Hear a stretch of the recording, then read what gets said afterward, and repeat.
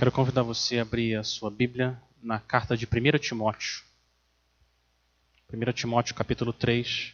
Nós vamos continuar nossa série de mensagens na carta de 1 Timóteo. Hoje nós vamos olhar para os versículos de 8 a 13. Os dignos diáconos para o reino de Deus. 1 Timóteo 3, de 8 a 13. Se você está usando uma das Bíblias de capa preta, frente a você, 1 Timóteo 3 está na página 927.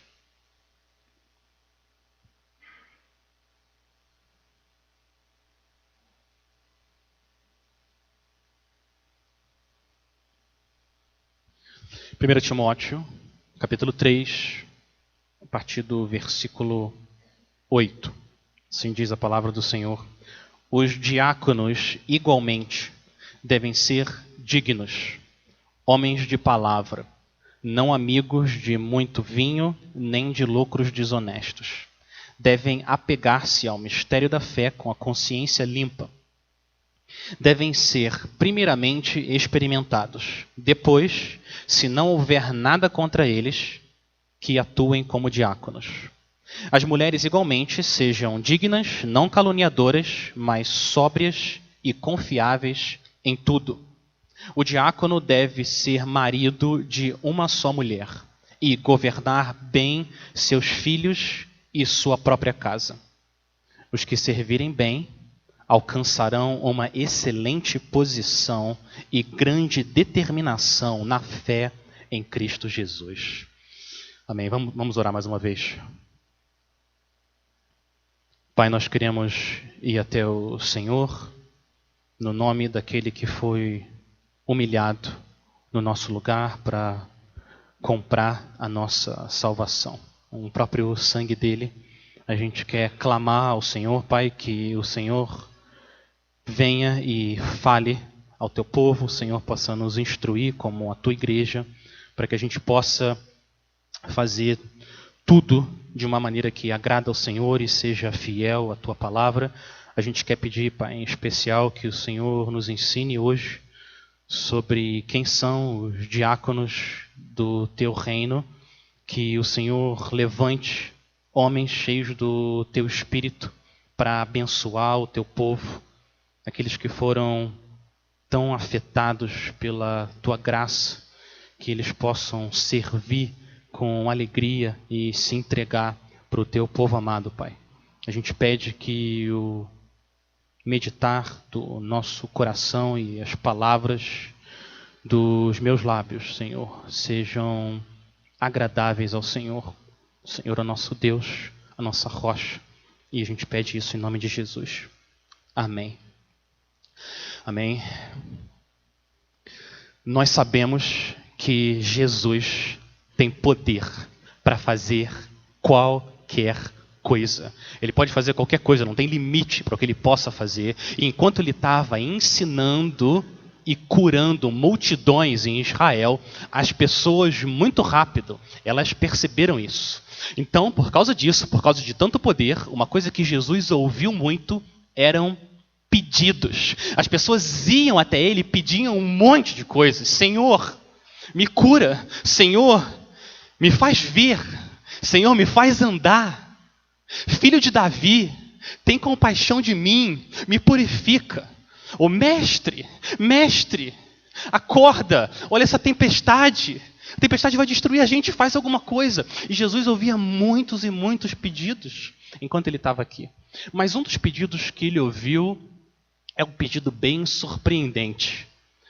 Tiago e João, junto com a mãe deles, se chegaram até Jesus e pediram o seguinte: Senhor, permite-me na glória que nos assentemos, um à tua direita e outro à tua esquerda. Tiago e João estão pedindo uma posição de glória e poder. Essa fome por glória e poder não é algo recente, ela sempre existiu no coração humano. E o que acontece é que os discípulos estão perto, eles ouvem, e como é que eles reagem? Eles ficam indignados, porque eles também querem essa posição. E aí Jesus chama eles e dá uma resposta ainda mais surpreendente do que o próprio pedido que Jesus ouviu. Olha a resposta do Senhor, cheio de amor e cheio de sabedoria. Jesus responde: vocês sabem que aqueles que são considerados governantes das nações as dominam e as pessoas importantes exercem poder sobre elas. Não será assim entre vocês. Ao contrário, quem quiser tornar-se importante entre vocês deverá ser servo. E quem quiser ser o primeiro deverá ser escravo de todos. Pois nem mesmo o Filho do Homem veio para ser servido, mas para servir e dar a sua vida em resgate de muitos. Olha o que Jesus está dizendo. Ele está dizendo que a maneira como o reino de Deus opera é o inverso da maneira como o reino dos homens opera. No reino de Deus, para você ser grande, você tem que ser servo. Para você ser o primeiro, você tem que ser escravo de todos. E Jesus, ele próprio, é o maior exemplo disso. Jesus é o primeiro. Jesus é o maior. Não existe ninguém como o Senhor Jesus. Ele é o Rei dos reis e o Senhor dos senhores. Se tem uma pessoa em todo o universo que é digna de ser servida, essa pessoa é Cristo. Mas apesar disso, ele chega, ele vem e ele fala: eu não vim para ser servido. Eu vim para servir. Sabe qual é a palavra no original que é usada para servir aqui? Quando Jesus fala, eu vim para servir, ou sejam servos. A palavra usada no original é a palavra diáconos. Você reconhece essa palavra na sua amada língua portuguesa? É da onde vem a nossa palavra para diácono. O que é um diácono? Diácono é literalmente um servo. Diácono é um ministro, é aquele que serve. E Jesus está dizendo que ele não veio ser diaconado, mas ele veio diaconar. Ele veio servir. O próprio Senhor Jesus diz: eu vim servir. O que significa que, como a gente viu semana passada, Jesus não é só o supremo pastor. Jesus também é o supremo diácono. Ele é o supremo servo. Ele é o servo sofredor que vem até nós nos servir. Deus em carne servindo pecadores. Quem é capaz de entender a graça de Deus? Ó, profundidade da riqueza, da sabedoria e do conhecimento de Deus. O Deus vem nos servir. E Jesus serve principalmente dando a vida dele no nosso lugar. Esse aspecto do serviço de Deus, esse aspecto da diaconia de Deus, de se entregar e morrer no nosso lugar, ninguém pode imitar e ninguém é capaz de preencher. Só ele. Por quê? Porque só ele se qualifica como o sacrifício perfeito que Deus exige pelo pecado. Ninguém deve nem tentar imitar Jesus dessa forma como ele serve e morrer como um resgate por nós. Mas aqueles que Jesus salva, ele chama para vir junto dele, seguir a ele e imitar a ele nesse chamado de servir. Ele nos chama, igreja, a sermos servos, diáconos, uns dos outros. Todos nós, sem exceção, somos chamados a servir uns aos outros, lavar os pés uns dos outros. Mas essa passagem que a gente está vendo hoje, ela usa essa ideia de diácono de uma forma mais específica. Aqui, diácono é essa pessoa reconhecida pela igreja que ocupa uma função de serviço dentro do corpo de Cristo, dentro da igreja local. Isso que é o diácono. Então, semana passada, nós vimos como que Deus, seu amor, cuida do seu povo através de pastores. Hoje nós vamos ver como que Deus cuida do seu rebanho através dos diáconos. Eu queria olhar para a nobre função do diácono com vocês em 5 etapas. Primeiro, eu quero definir com vocês o que é um diácono, o que o diácono faz. Segundo, eu quero comparar a função do diácono com a função do pastor, que a gente viu semana passada, versículos de 1 a 7. Terceiro, eu quero aplicar essa ideia do diácono para a nossa igreja. Quais são as tarefas que um diácono poderia fazer aqui na IBJM para abençoar o povo de Deus. Quarto, a gente vai olhar com mais cuidado para o nosso texto e ver quais são as qualificações do diácono. Quem que pode servir como diácono? E por último, a gente termina com a benção de ser um diácono. A bênção de ser um diácono. Então, 5 etapas.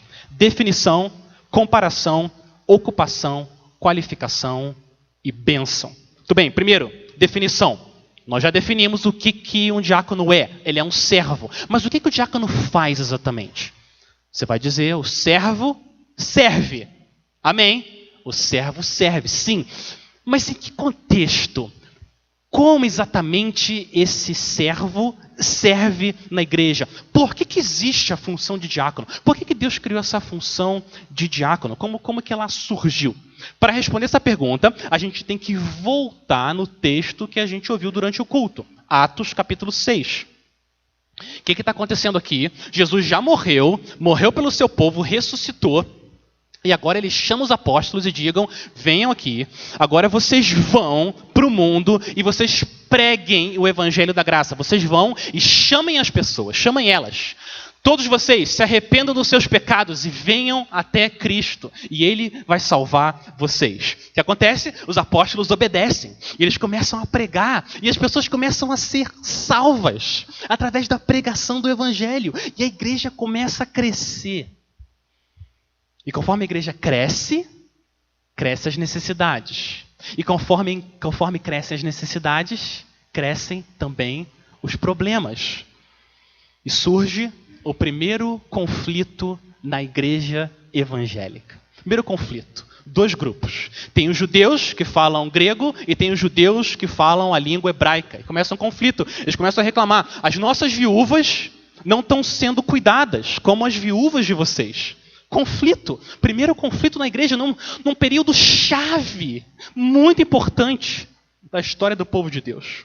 E você sabe, na época não tinha aposentadoria, não tinha pensão do marido e não tinha caluz, não tinha uma casa para idosos e viúvas. O que estava acontecendo era a igreja tinha que distribuir cestas básicas para as necessidades dessas viúvas pobres, necessitadas. Qual que foi a solução? Qual foi a solução para lidar com esse problema, esse conflito e as viúvas esquecidas? Atos, capítulo 6, eu vou ler de novo, a partir do versículo 2. Por isso os 12, ou seja, os apóstolos, reuniram todos os discípulos e disseram, não é certo negligenciarmos o ministério da palavra de Deus, a fim de servir, ou diaconar, a fim de servir as mesas. Irmãos, escolham entre vocês 7 homens de bom testemunho, cheios do Espírito e de sabedoria. Passaremos a eles essa tarefa e nos dedicaremos à oração e ao ministério da palavra.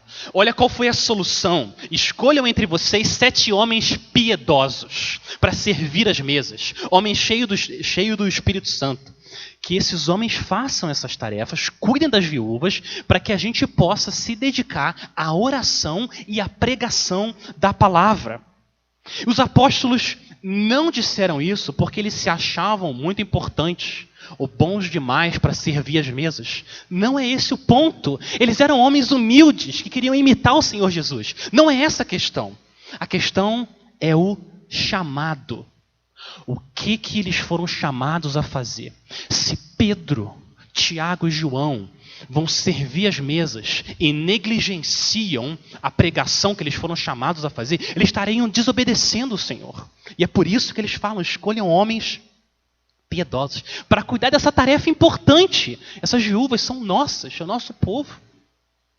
Olha a solução para o primeiro conflito na igreja evangélica. A solução foi diáconos. Escolha de diáconos, homens cheios de poder do Espírito Santo. Então, primeiro, os diáconos servem e eles foram escolhidos para cuidar das necessidades da igreja. Agora, segundo, depois da definição, comparação. Qual que é a diferença entre os pastores e os diáconos? O que é diferente? A gente precisa reconhecer nas Escrituras que existem semelhanças e existem diferenças. Primeiro, semelhanças. O que não muda entre os pastores e os diáconos? O que não muda é a exigência de um caráter íntegro diante do Senhor. É isso que não muda. Tanto para os pastores quanto para os diáconos, eles precisam ser homens de piedade, homens de caráter, homens íntegros, que pela graça de Deus são sim imperfeitos, mas querem andar com o Senhor. Eles vivem em arrependimento e fé. Existe uma certa maturidade espiritual ali. Isso não muda entre os pastores e diáconos. O que muda? O que muda são os dons, o chamado. Isso muda. Isso é diferente. Os pastores, olha o versículo 2, 1 Timóteo 3. Olha o que o final do versículo 2 diz. O final do versículo 2 diz que os pastores precisam ser aptos para ensinar. Em nenhum momento, nas qualificações do diácono, aparece que eles precisam ser aptos para ensinar. Por quê? Isso faz sentido. Os diáconos não são chamados a pregar a palavra de Deus. Não é responsabilidade dos diáconos ensinar de forma pública na igreja. Pode ser que os diáconos ensinem sim, mas isso não é uma exigência. Bônus! Às vezes acontece, tem diáconos que conhecem demais as escrituras e podem ensinar, mas não é uma exigência para alguém poder servir a igreja como diácono. O diácono serve para que os pastores possam se dedicar ao ministério da palavra e à oração, como nós vimos em Atos 6. Então é muito importante a gente entender essa diferença. Por quê? Não existe uma hierarquia. Algumas igrejas colocam, é quase que uma carreira, né? Primeiro você é obreiro, depois diácono, depois presbítero, depois pastor. Tem lugar que você é até apóstolo. Isso não está nas escrituras. 2 ofícios na igreja, 2 papéis, pastores e os diáconos.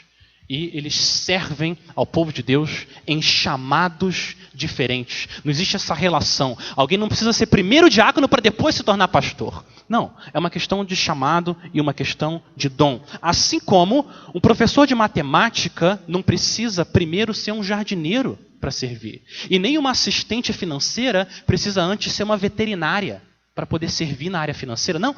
São chamados diferentes, áreas diferentes. A relação não é essa entre pastores e diáconos. Os diáconos servem sob a liderança espiritual dos pastores. Muito bem. Agora, minha pergunta é: que tarefas que você acha que os diáconos da nossa igreja poderiam servir? Como que eles poderiam ajudar a Igreja Batista Jardim Minnesota? Como é que eles poderiam colocar a mão na massa para abençoar o rebanho de Deus que se reúne aqui nesse lugar? Quais são as áreas que a gente tem mais necessidade? Não existe nenhuma passagem na Bíblia em que haja uma lista dos serviços, das tarefas que os diáconos podem exercer. Não existe essa lista na Bíblia. Os diáconos podem fazer basicamente qualquer coisa que atenda às necessidades da igreja, debaixo da liderança dos pastores. Então o que eu quero fazer agora, eu quero dar uma lista para vocês de algumas opções, possibilidades de diaconias que a gente poderia ter aqui na nossa igreja, e no final do culto você vem conversar comigo e você pode acrescentar. Você acrescenta aqui, o que você acrescentaria a essa lista? E a gente ora juntos e vê como que o Senhor vai agir na vida da nossa igreja. Muito bem, então, primeiro exemplo, a gente poderia ter um diácono de recepção. Imagina, alguém que lidera uma equipe que fica ali na frente, que recebe as pessoas, recebe os visitantes e fala para eles que se você for no final ali à direita, tem um banheiro. E se você tem um filho pequeno, você coloca ele e pode levar ele até o berçário, que fica ali no segundo andar. E o ministério infantil está servindo ali. E se você tiver sede, tem a água ali. E olha aqui um folheto da nossa igreja, para você conhecer mais quem somos nós, o que a gente crê. Então, o diácono ele pode servir amando as pessoas dessa forma, ficando ali na entrada. Ou, segundo exemplo, a gente podia ter um diácono de manutenção. Diácono de manutenção. As coisas nesse mundo, antes dos novos céus e nova terra, as coisas vão estragando. Elas vão envelhecendo. As lâmpadas quebram. Os ventiladores ficam barulhentos. E as paredes têm que ser pintadas. E a válvula do batistério para de funcionar. E problemas acontecem. Imagina homens que sejam qualificados, que tenham o dom para abençoar a igreja, gastar o talento deles e o tempo deles cuidando do que o Senhor nos deu. Esse prédio aqui é uma mordomia, cuidar do que o Senhor nos deu. Terceiro, por exemplo, a gente poderia ter um diácono de som. O som é muito importante. Isso aqui é uma tecnologia muito importante. Se o microfone não está funcionando, eu vou ter que berrar aqui que nem um doido. E daqui a pouco no final, eu não consigo mais falar. É uma bênção alguém poder cuidar do som, porque a fé vem pelo ouvir. E ouvir pela palavra de Cristo. Então a pessoa está servindo no som e está abençoando o povo de Deus. Ou as finanças, a igreja precisa controlar as suas finanças e precisa conversar com o contador e fazer os reembolsos e contar as ofertas no final do dia. Vai ter um diácono de finanças. Ou, por exemplo, na área da comunicação, tem um monte de coisa que precisa acontecer na área de comunicação.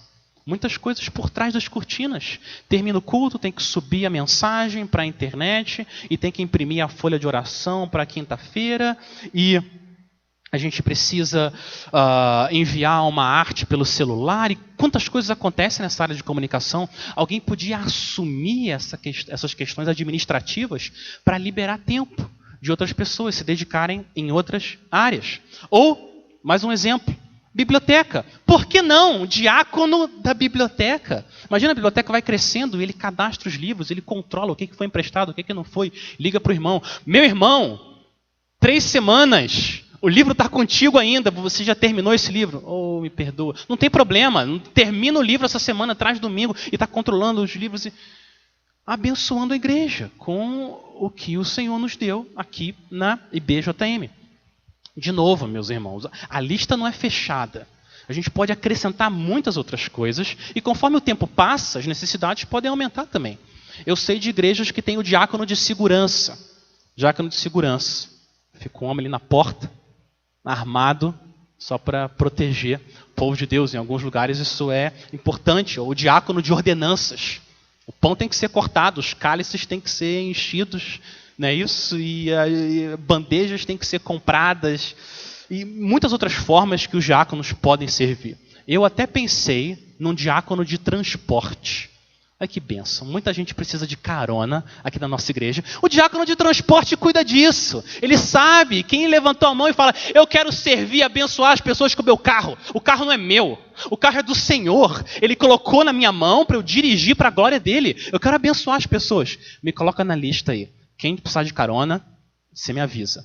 E o diácono de transportes cuida das caronas. Uma possibilidade. Não existe uma lista fechada. O que abençoar o povo de Deus, diante de oração, a gente pode fazer na nossa igreja, como a gente cuida do rebanho do Senhor. Vocês ouviram essa lista e alguns de vocês estão pensando, mas isso não é o que a diretoria estatutária faz? A diretoria estatutária não faz isso? Secretário, tesoureiro, presidente, vice-presidente. A diretoria estatutária não é exatamente uma diaconia. A diretoria estatutária, ela mistura elementos de serviço com outros elementos. A gente precisa, toda igreja precisa ter uma diretoria estatutária, mas isso é uma questão legal. Para a gente também andar não só em conformidade com a lei dos homens, mas em conformidade com a lei de Deus, a gente tem que abraçar esse modelo bíblico da liderança espiritual através de pastores e diáconos que servem a igreja para cuidar do povo de Deus. Muito bem. Definição, comparação, ocupação. Agora, quarto, qualificação. Quem afinal pode servir? Quais são as exigências bíblicas para que alguém assuma uma função de diaconato, um diácono na igreja? Que tipo de pessoa deve ser escolhida? Isso é muito, muito importante, porque problemas enormes podem acontecer quando pessoas que não estão qualificadas biblicamente são colocadas para servir em posições de liderança. Então, nós vimos em Atos 6 que os apóstolos disseram que homens deveriam ser escolhidos. E que homens eram esses? Homens cheios do Espírito e de sabedoria. Homens que tenham um bom testemunho. Vamos olhar agora para 1 Timóteo 3, a partir do versículo 8, onde Paulo detalha ainda mais quem são esses homens cheios do Espírito e cheios de sabedoria. Olha o versículo 8. O versículo 8 fala que os diáconos, igualmente, devem ser dignos, homens de palavra, não amigos de muito vinho, nem de lucros desonestos. Repara que a lista é parecida com a lista de pastores. Eles também devem saber lidar com a bebida e com o dinheiro. Exatamente a mesma exigência para os pastores. Eles têm que ser homens controlados pelo Espírito e não controlados pelas coisas desse mundo, que são passageiras. Imagina um diácono de finanças que é amigo de lucros desonestos. Alguém que sonega o imposto de renda. Alguém que pega um táxi pela empresa, deu R$30, o taxista pergunta, faz um recibo de quanto? Ele fala, faz de 50, para ele poder tirar mais dinheiro da empresa. Imagina colocar um homem assim para servir na área financeira. É só uma questão de tempo para a igreja sofrer. Precisa ser alguém digno, alguém que não sonega nota fiscal, alguém que seja honesto diante do Senhor. Segunda qualificação, olha o versículo 8. Segunda qualificação, ele precisa ser um homem de palavra. Precisa ser uma pessoa confiável, que ele não fala uma coisa para o João e depois diz outra coisa para o José. Tem que ser um homem que a gente possa confiar. Tem que ser alguém, como eu estava lendo, alguém que tenha coragem de pegar o papagaio da casa dele, vender para a fofoqueira da cidade e ficar tranquilo. Tranquilo. Papagaio pode falar o que quiser. Eu não tenho o que esconder. Eu ando diante do Senhor e o que eu falo, o que eu vivo, é quem eu sou. Tem que ser um homem assim. Um homem em que a gente possa confiar. Ele não tem o que temer. Sincero, confiável. Mas não é só isso. Não é só isso. Ele não é só um homem de palavra. Ele é também um homem da palavra. Olha o versículo 9. Ele é um homem da palavra. No versículo 9, devem apegar-se ao mistério da fé com a consciência limpa. Mistério da fé é um outro jeito para falar do evangelho da graça. É só uma outra expressão para falar do evangelho, da palavra de Deus. Às vezes a Bíblia usa a palavra mistério para falar do evangelho, essa ideia de que uma coisa que estava oculta agora foi revelada. Então, o diácono precisa ser alguém que ama o mistério da cruz. Esse Deus que se fez carne foi pregado na cruz romana para salvar pecadores miseráveis. Ele tem que se apegar ao mistério da fé, o mistério da palavra. Ele tem que crer de todo o coração que Deus salvou ele. Não é só porque ele não vai ensinar que ele não tem que ser um homem de boa doutrina, um homem que conhece a palavra de Deus. Porque é a palavra de Deus que transforma o nosso coração. Olha a continuação do versículo 9. Como que ele deve se apegar ao mistério da fé? Como? Como que ele deve se apegar ao mistério da fé? Com a consciência limpa. Ele sabe a verdade e ele vive a verdade.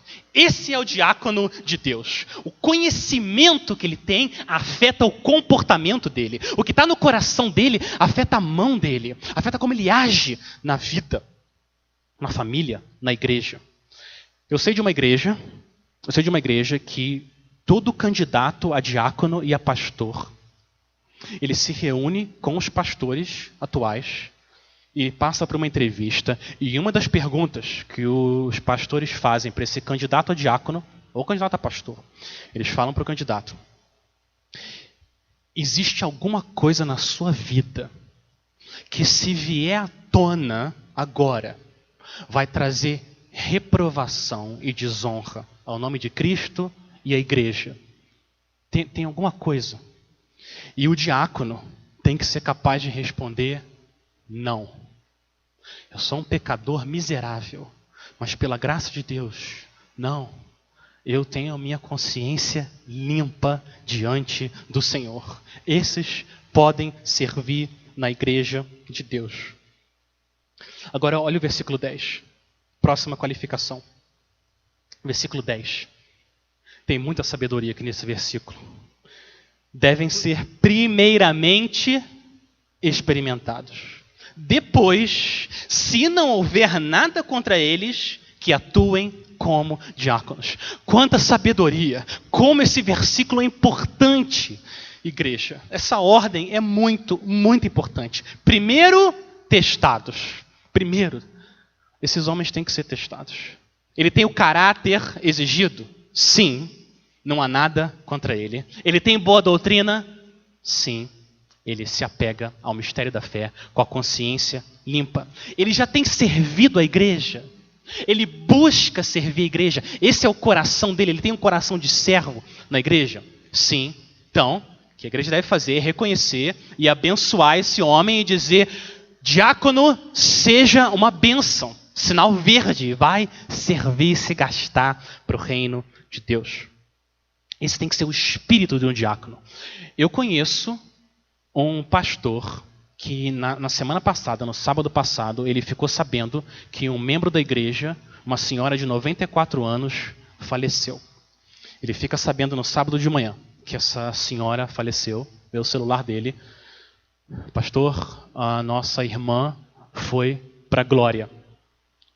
Passa alguns minutos, chega uma outra mensagem no celular dele, de um outro irmão que ficou sabendo por uma outra fonte que essa irmã tinha falecido. E ele imaginou, final de semana do pastor deve ter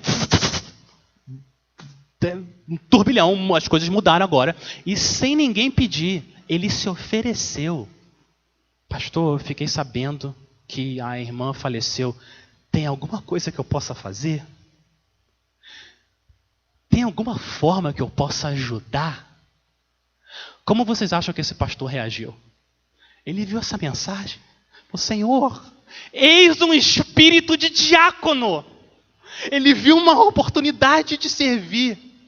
Ele esperou chegar até ele. Ele foi até ela. Eu quero servir, eu quero ajudar. Esse é o espírito dos diáconos de Deus.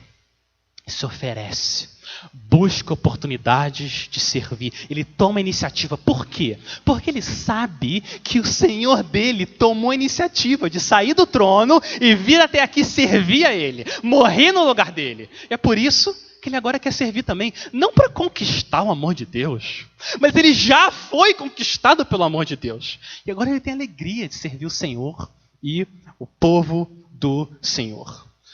Igreja, a ordem aqui é muito, muito importante. Primeiro testado, depois votado em assembleia. Por quê? O tempo é muito importante. Vocês sabem disso. Só é possível conhecer uma pessoa de verdade com o tempo. Por quê? Nós somos como uma esponja. Só sai o que está dentro da esponja quando ela é apertada, quando pressão é feita na esponja. E a gente precisa de tempo para que essa pressão seja colocada no coração daquela pessoa, para a gente ver o que realmente está lá dentro, se sai piedade diante do Senhor. Muitas vezes, muitos líderes, às vezes por boa vontade, boa fé, colocam pessoas que não foram experimentadas em funções da igreja sem antes ser testadas. E eu sou pastor, eu entendo a pressão. São muitas necessidades enormes. Parece que o João é uma pessoa bacana. Vamos pular essa etapa, vamos colocar ele lá para ajudar. Isso não é sábio. Esse senso de urgência é compreensível, mas isso não é sábio. A gente precisa que alguém demonstre o caráter exigido. Muita gente também pensa que você pega uma pessoa que não está envolvida na igreja, não serve, não tem andado de forma fiel ao Senhor, e vamos colocar agora ela num cargo, vamos dar um compromisso oficial para a pessoa, e aí pode ser que ela comece a andar com o Senhor. Muita gente usa essa abordagem. Dificilmente isso acontece. Dificilmente essa pessoa agora começa a servir. Por quê? Porque cargos não mudam corações. A ordem tem que ser o contrário. Primeiro o coração, depois a responsabilidade. Aquela pessoa que é fiel no pouco, ela vai ser também fiel no muito. Então a gente tem que abraçar 1 Timóteo 3,10 como sabedoria vindo do Senhor para os diáconos na nossa igreja. Muito bem. Agora eu quero olhar com vocês o versículo 11, que é o versículo mais difícil dessa passagem. E é um dos versículos, eu acho, mais difíceis de entender exatamente o que Paulo quer dizer. Versículo 11 diz: as mulheres igualmente sejam dignas, não caluniadoras, mas sóbrias e confiáveis em tudo. Qual que é a dificuldade desse versículo? Não tem nenhuma dificuldade, ou não é tão difícil assim entender o que é digna, o que é caluniadora, o que é sóbria e o que é confiável. Isso não é tão difícil. O que é difícil é entender o que Paulo quer dizer com mulheres. A quem Paulo está se referindo? Ele está falando de mulheres que servem como diácono, ou ele está falando das esposas dos diáconos? De quem Paulo está falando? Essa não é uma decisão fácil. Muitas pessoas que amam o Senhor têm opiniões diferentes sobre esse versículo. Eu estou quase para dizer para vocês que é quase meio a meio. Homens fiéis que amam o Senhor não concordam entre si. São mulheres diáconos ou são as esposas dos diáconos? A minha segunda confissão aqui é que eu mesmo já mudei de opinião e entendimento em relação a essa passagem. Essa é uma passagem difícil. A gente tem que entrar nela com humildade, pedindo ao Senhor entendimento. Você lembra quando Pedro disse lá em 2 Pedro que Paulo às vezes escreve algumas coisas difíceis de entender? Lembra dessa passagem? 1 Timóteo 3,11 é um exemplo difícil. Paulo, o que você quer dizer aqui com mulheres? Primeira possibilidade, ele está falando das mulheres que servem como diáconos. Olha a estrutura da passagem. No versículo 8 fala assim: os diáconos igualmente. E agora vem no versículo 11 e fala: as mulheres igualmente. Então parece que existe uma estrutura. E dá as qualificações agora para as mulheres. Falou para os homens, agora falou para as mulheres. Você vai em Romanos 16, 1, e a Febe, ela é dita como uma diáconos, lá no original. Uma serva, ou talvez uma mulher que atue como diácono na igreja. Essa é uma possibilidade, que Paulo esteja falando de diácono. A igreja cristã primitiva, logo no 2º século, já existiam cartas sendo trocadas e a gente vê que as mulheres já estavam atuando como diáconos. Comecinho do 2º século. Então, a história da igreja parece também que leva a esse caminho. Mas eu entendo que faz mais sentido nessa passagem a gente entender as mulheres aqui como as esposas dos diáconos. As mulheres que servem junto com os diáconos. Você vai falar, mas a palavra é mulher aqui na Bíblia. Na nossa Bíblia aqui a palavra é mulher. Mas a palavra no original, para mulher e para esposa, é exatamente a mesma palavra. As duas traduções mais usadas pelos batistas nos Estados Unidos, elas já trazem suas esposas. Eles acham até que é mais claro que está falando das esposas. Então, o fato de ser a palavra mulher não quer dizer nada. A gente tem que entrar no contexto. Tá? Entender de quem você está falando, Paulo. Essa não é uma decisão fácil. Tudo bem, por que eu acho que faz mais sentido Paulo está falando das esposas e não de mulheres diácono? Olha o versículo seguinte. Olha o versículo 12. Ele fala: o diácono deve ser marido de uma só mulher e governar bem seus filhos e sua própria casa. O mesmo requisito para os pastores, lembra? Eles têm que ser bons líderes em casa. Mas olha que estranho. Paulo começa a falar dos diáconos, aí ele fala dos diáconos mulheres, aí depois volta para falar dos diáconos. Parece que ele se esqueceu de falar alguma coisa dos diáconos, aí ele volta. Fica estranha a estrutura. Fica estranho também dar só 4 qualificações para as mulheres e quase 10 para os diáconos homens e 15 para os pastores. Por que ele então, se está falando de mulheres de forma mais genérica, por que ele não deu uma lista maior? O fluxo mais natural, se a gente entender como esposa, fica mais natural a passagem. Primeiro ele fala dos pastores e depois ele fala dos diáconos. E nos diáconos ali no final, ele começa a falar da casa do diácono. Fala como que tem que ser a esposa dele, que serve junto com ele, e como tem que ser os seus filhos, a liderança dele em casa. Outro ponto, o versículo 12 fala que o diácono tem que ser marido de uma só mulher. A mesma palavra, de novo. Então, no versículo imediatamente depois, claramente, ele está falando de esposa. Será que ele muda tão rápido assim o significado num contexto tão próximo? E para pensar no cenário de Atos 6. Faz sentido as mulheres ajudarem aqueles 7 homens que foram escolhidos. Por quê? Como é que um homem ia ajudar uma viúva? Imagina, ele vai até a casa de uma viúva sozinho.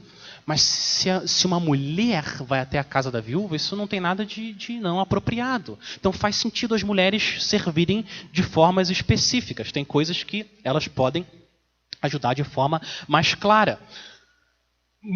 Outro argumento, lá em Atos 6. Por que Paulo falou, escolham 7 homens cheios de espírito e sabedoria? Tinham várias mulheres que foram convertidas ali na igreja. Várias e várias mulheres. Por que ele não falou 7 pessoas? Por que ele falou homens? Faz sentido quando a gente entende que os diáconos servem debaixo da liderança dos pastores, mas, por ter um cargo específico na igreja, eles exercem certa autoridade. Existe um aspecto de liderança no papel dos diáconos. Então, faz mais sentido a gente entender, porque eles são de alguma forma líderes, que essa passagem está falando das esposas dos diáconos. Mas quer dizer então que quem for solteira, ou viúva, ou separada, divorciada, não pode servir a igreja? A resposta vocês sabem qual é? A resposta é claro que elas podem servir. Não só podem servir, como devem servir. Toda a igreja deve servir o tempo todo, uns aos outros. Não é essa a questão. Paulo não está proibindo as mulheres solteiras de servir. A questão é que Paulo não está tratando desse assunto aqui nessa passagem. As mulheres devem servir sim, mas de uma maneira que não inverta esse princípio da autoridade masculina na igreja. O que eu estou dizendo? Na prática, homens e mulheres têm que servir em todas as capacidades que eles puderem. É isso que a palavra de Deus chama a gente a fazer. Essa passagem, o mais natural nessa passagem é entender que essa palavra para mulher não é uma palavra para diaconisa, mas Paulo está descrevendo as qualidades das esposas dos diáconos. Paulo podia ter criado uma palavra para diaconisa se ele quisesse. Ele fez isso várias vezes na Bíblia, inclusive em 1 e 2 Timóteo. Ele criou palavras no grego que não existiam. E ele não fez isso aqui. Por quê? O mais natural é que ele estava falando das esposas. Muito bem. Mas quais são então as qualificações para as mulheres dos diáconos? 4 qualificações. Olha o versículo 11. 4 qualificações. Dignas, não caluniadoras, mas sóbrias e confiáveis em tudo. Primeiro, dignas, elas têm que ser mulheres dignas, é exatamente a mesma qualificação dos diáconos. Mulheres de integridade, que a gente possa confiar nelas. Segunda qualificação, versículo 11, não caluniadoras. Isso é muito, muito importante. As esposas dos diáconos têm acesso à vida das pessoas. Elas precisam ser mulheres que não falem mal das pessoas pelas costas. Precisam ser mulheres que a língua delas abençoa e não destrói a reputação de irmãos e irmãs. Mais para frente, Paulo fala sobre as jovens viúvas, encorajando as jovens viúvas a se casarem. Olha o que Paulo fala. Esse tema da língua é muito importante na Bíblia. Olha o que Paulo fala para as jovens viúvas. Ele fala para elas aprenderem a não ficar ansiosas, andando de casa em casa, e também não serem fofoqueiras e indiscretas, falando coisas que não devem. Olha isso. Um homem, para assumir a posição de diácono, ele deve orar pela esposa dele, discipular a esposa dele, clamar e ajudar ela a ser uma mulher de integridade, não caluniadora, discreta, que guarda a sua língua. Muito bem. Terceira e quarta exigência, no final do versículo 11, elas devem ser sóbrias e confiáveis em tudo.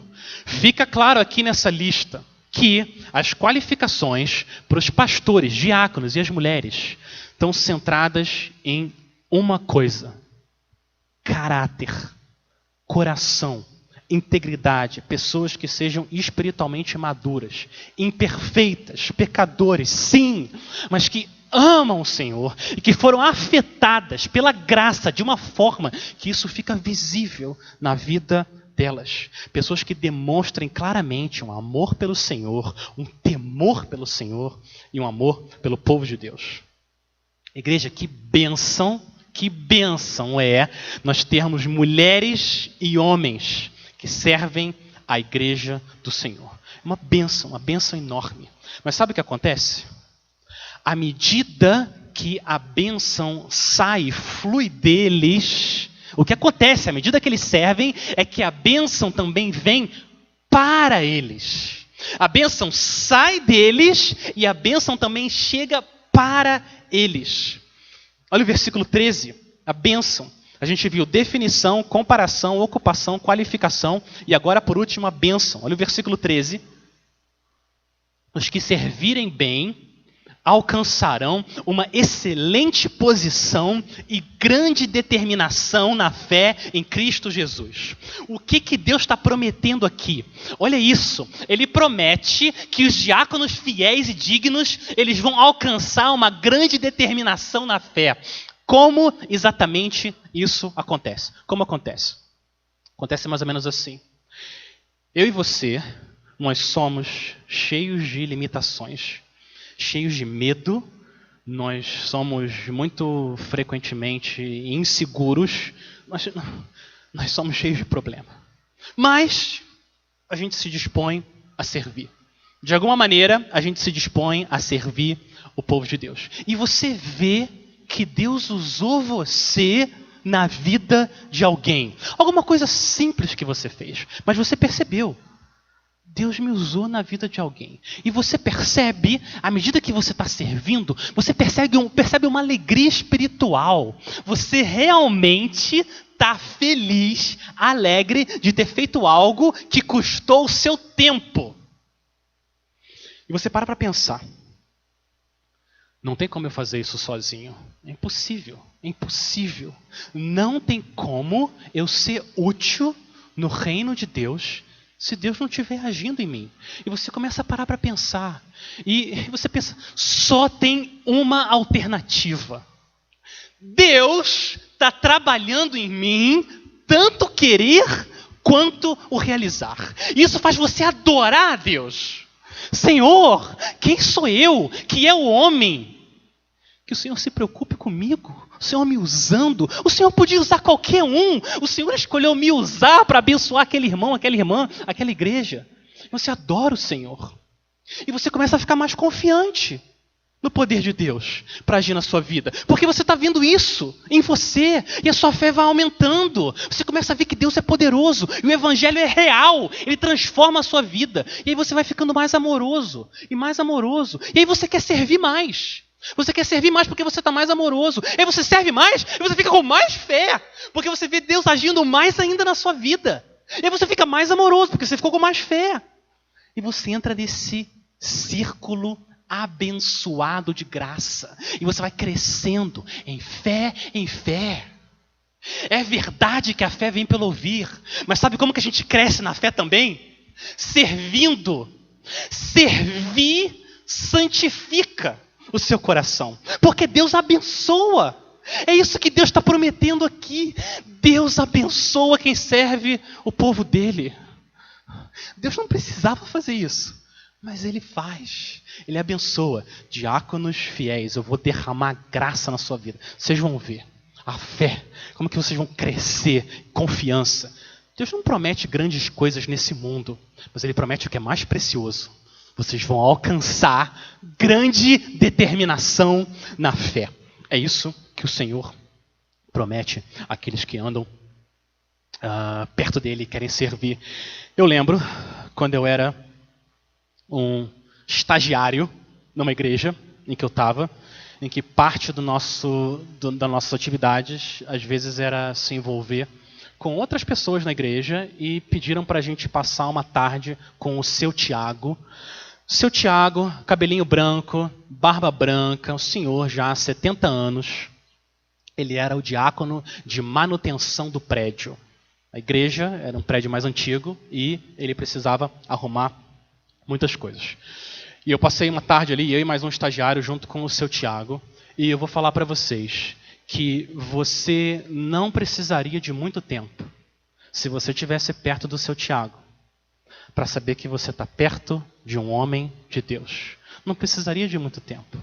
É quase que o rosto dele brilhasse com a glória do Senhor. Sabe quando Moisés ficou na presença de Deus e o rosto dele brilhava? Era mais ou menos assim, ficar perto do seu Tiago. Ele ensinava muitas coisas através do que ele falava, mas ele ensinava também através das atitudes dele. A gente estava lá na cozinha, ele tinha pintado alguma coisa, e eu vi um homem lavando o chão da cozinha para a glória de Deus. Ver o seu Tiago lavando o chão da cozinha da igreja era uma experiência espiritual. O homem era um servo, ele tinha alegria em fazer aquilo. Enquanto ele estava ali lavando, ele ficava perguntando sobre a sua vida. O homem interessado na vida das outras pessoas. Um servo de Deus. O que aconteceu com ele? Aconteceu com ele 1 Timóteo 3,13. Ele alcançou grande determinação na fé. A esposa dele estava na cama, doente já, uma senhora também. Ele podia ter ficado lá. Sei lá, ter ficado no celular, assistindo televisão. Ele falou, não, é uma alegria para mim e para a igreja servir. O que vocês estão precisando? Pintar ali, arrumar aquilo? E ele servia o povo de Deus com alegria. Quanto mais você se derrama em serviço, Deus vem e enche seu coração de graça de novo. Começa a transbordar, você se derrama, Deus vem, enche de graça de novo. Esse é o ciclo abençoado da graça. Deus ama o seu povo através dos servos dele, das pessoas que servem o povo dele. Igreja, ouça o que Deus promete para mim e para você, se a gente abrir o nosso coração para aqueles que têm necessidade. Ouve essa passagem, profeta Isaías, capítulo 58, versículo 10. Se vocês abrirem o seu coração aos famintos e socorrerem os aflitos, então a luz de vocês nascerá nas trevas, e a escuridão em que vocês se encontram será como a luz do meio-dia. O Senhor os guiará continuamente, lhes dará de comer até em lugares áridos e fortalecerá os seus ossos. Vocês serão como um jardim regado e como um manancial cujas águas nunca secam. Olha a promessa do Senhor para quem abre o seu coração, para aqueles que têm necessidade. A gente fica inseguro, é ou não é? A gente fica inseguro. Será que eu vou conseguir servir? Será que eu sirvo para servir? Ouça isso. Quando você se dispõe a servir as necessidades da igreja, sabe quem vai junto com você? Sabe quem vai junto? Deus! O Deus Todo-Poderoso vai junto, acompanha você. E Ele fala, eu vou guiar você continuamente. Você vai ser um jardim regado, manancial. Essa é a promessa do Senhor para aqueles que servem o povo de Deus. Vocês alcançarão grande determinação na fé. Essa é a promessa do Senhor através do profeta Isaías. E sabe o que acontece? Quando a gente entra nesse ciclo abençoado, acontece o que um corredor chamado Eric Liddell experimentou. Esse homem, Eric Liddell, ele era um corredor, mas ele abandonou até a carreira dele de corredor para ir servir como missionário na China. Mas ele gostava muito de correr. E olha o que ele falou. Esse homem disse o seguinte uma vez. Ele falou, Deus me fez rápido. Quando eu corro, eu sinto o prazer de Deus. Igreja, que as nossas palavras sejam: Deus me fez um servo. Quando eu sirvo, eu sinto o prazer de Deus. Amém. Vamos orar. Senhor, a gente quer pedir, clamar que o Senhor nos faça servos e escravos de todos. E a gente quer pedir também em especial, Pai, que o Senhor nos dê sabedoria como igreja para nós reconhecermos os diáconos que o Senhor nos dá.